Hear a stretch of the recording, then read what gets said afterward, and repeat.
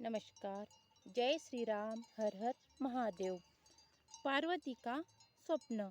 एक बार मैना ने अपने पति हिमाचल से कहा, पार्वती अब बड़ी हो गई है, अतः इसके लिए वर की तलाश कीजिए। हिमाचल ने मैना से कहा, नारद जी की बात कभी झूठ नहीं हो सकती। पार्वती शिव शिव जी की तपस्या करने को कहो। यह सुनकर मैना की आंखों में आंसू आ गए। वे पार्वती की कोमलता को देखकर बहुत दुखी हुई। पार्वती जी बोली, हे माता, मैंने आज प्रातःकाल बहुमुहूर्त में एक स्वप्न देखा है। मुझे एक तपस्वी व्यक्ति ने कहा कि हे भाग्यवान, शिव की प्राप्ति के लिए तुम तप करो। यह सुनकर मैना ने यह सारी बात हिमाचल को सुनाई। शिव हिमाचल संवाद। ब्रह्मा जी ने नारद को बताया। कुछ समय के पश्चात भगवान शिव जी नंदीश्वर आदि गणों के साथ हिमाचल के उस प्रदेश में पधारे जहाँ पतित पावनी गंगा जी ब्रह्मलोक से नीचे गिर रही है। वह स्थान देखकर शिव जी उसे तप के योग्य समझकर आत्मचिंतन करने लगे।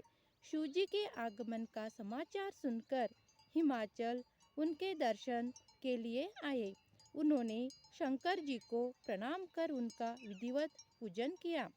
भगवान शंकर ने हिमाचल से कहा कि मैं यहाँ तप करने के विचार से आया हूँ। आप ऐसी व्यवस्था कर दे कि मेरे तपस्या में कोई विघ्न न पड़े। हिमाचल ने कहा, प्रभु, आप यहाँ तपस्या कर सकते हैं, आपकी तपस्या में कोई विघ्न नहीं पड़ेगा। ऐसा कहकर उन्होंने सभी प्रकार की व्यवस्था कर दी। कुछ दिनों के बाद फल फूल लेकर पार्वती के साथ हिमाचल भगवान शिव के पास पहुँचे। वहाँ पहुँचकर हिमाचल ने भगवान शिव को प्रणाम कर कहा, हे भगवान, यह मेरी कन्या पार्वती है। इसे मैं आपकी सेवा में लाया हूँ। कृपया इसे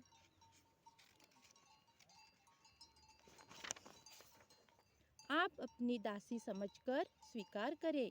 हिमाचल की बात सुनकर भगवान भोले शंकर ने अपने नेत्र खोले और सर्वांग सुंदर उमा को देखकर हिमाचल से बोले, हे राजन, यह कन्या चंद्रमा के समान सुंदर व रूपवती है। इस कारण मैं इसका यहाँ आना ठीक नहीं समझता, क्योंकि इससे तपस्वियों की तपस्या भंग हो सकती है। यह सुनकर हिमाचल व्याकुल और चिंतातुर हो गए। शिव पार्वती संवाद। भगवान शंकर की बात सुनकर पार्वती जी बोली, हे योगीराज, आपने पिताजी से जो बात कही है उसका उत्तर मैं देता हूँ। आपने जो तप करने का निश्चय किया है वह क्या शक्तियुक्त नहीं है? यही शक्ति सभी कर्मों की प्रकृति बताई गई है। इसी से इस चराचर संसार का पालन, संहार और रचना होती है। आप इस पर विचार करें कि यह प्रकृति क्या है और आप कौन है। यदि प्रकृति न हो तो शरीर तथा स्वरूप किस प्रकार शक्ति का पूजन ध्यान करे तो जगत का कार्य चलता रहे। यह सुनकर भगवान शंकर ने कहा, हे पार्वती जी, मैं तप के द्वारा प्रकृति का नाश कर चुका हूँ। अब मैं तत्व रूप में स्थित हूँ। यह सुनकर पार्वती जी हंसकर बोली, हे योगीराज, आप कैसी बातें कर रहे हैं? थोड़ा सोच कर बताइए, यदि आपने प्रकृति का नाश कर दिया है तो आप किस प्रकार विद्यमान है? संसार के सभी कार्य कैसे हो रहे हैं? क्या आप प्रकृति के तत्व को नहीं पहचान रहे हैं? आप पुरुष है और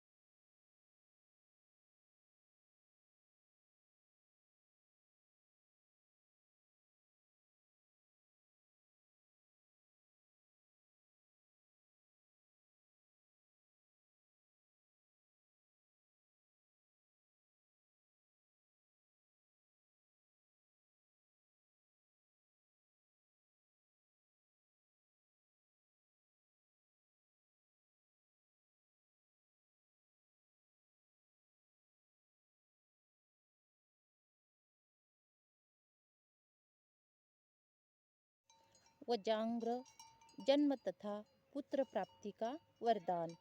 नारद जी ने ब्रह्मा जी से पूछा, यह तारकासुर कौन था?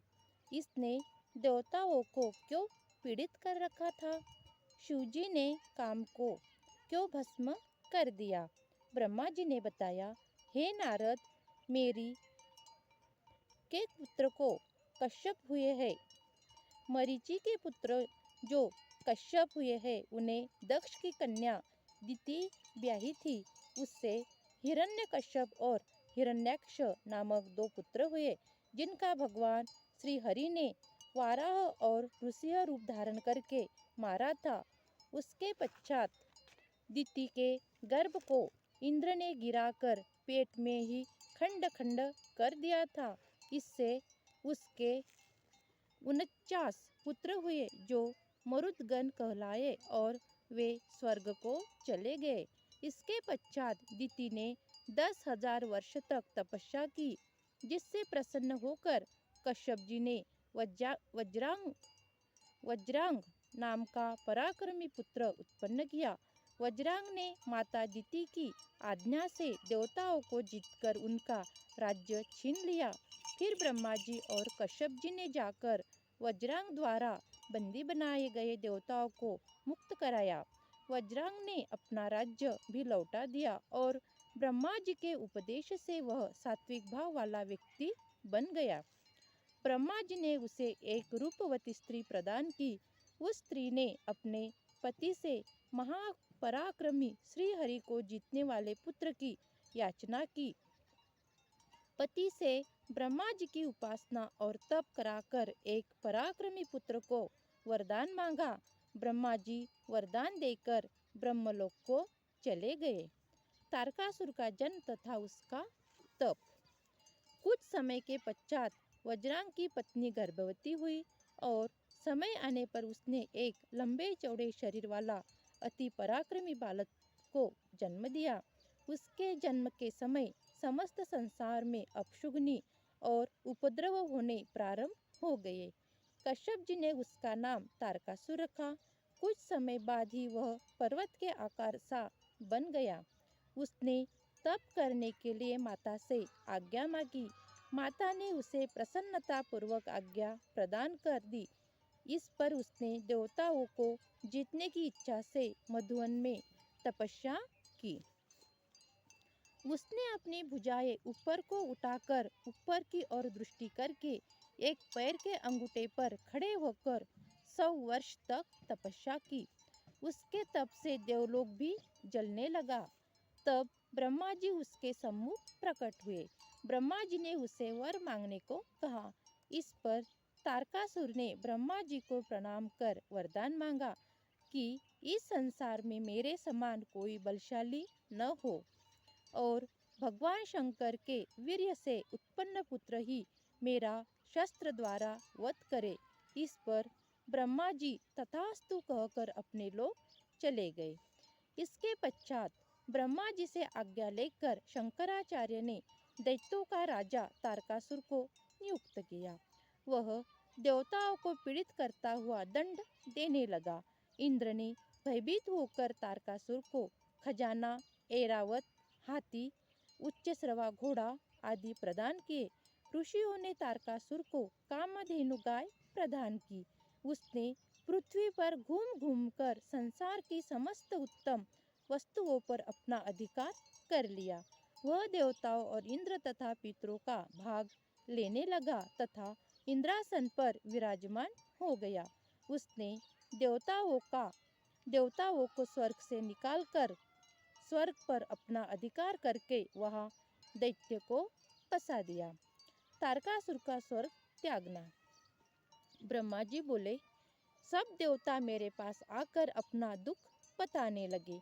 देवताओं का दुख सुनकर मैंने कहा, मैं तो तारकासुर को मार ही नहीं सकता। इसे तो मैं ही क्या, भगवान श्री हरि और भगवान शिव जी भी नहीं मार सकते, परंतु भगवान शिव के वीर्य से उत्पन्न पुत्र ही इसे मार सकता है।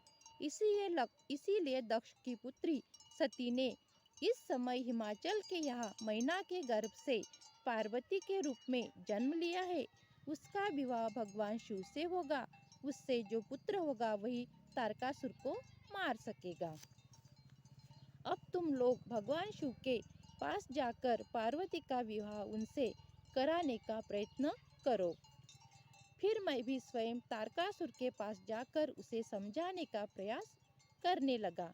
मैंने उससे कहा, हे पुत्र, मैंने तुम्हें इसलिए वरदान नहीं दिए थे कि तुम अपनी सीमाओं को लांघ जाओ। यह स्वर्ग तो देवताओं के लिए बनाया गया है। तुम अतिशीघ्र इसे छोड़कर पृथ्वी पर लौट जाओ और पृथ्वी पर ही राज्य करो, नहीं तो तुम्हें दुख भोगने पड़ेंगे। मैं उसे समझाकर चला आया। तारकासुर ने भी स्वर्ग को छोड़ दिया और पृथ्वी पर शोणित नगर पर शासन करने लगा। देवता स्वर्ग में इंद्र के साथ रहने लगे।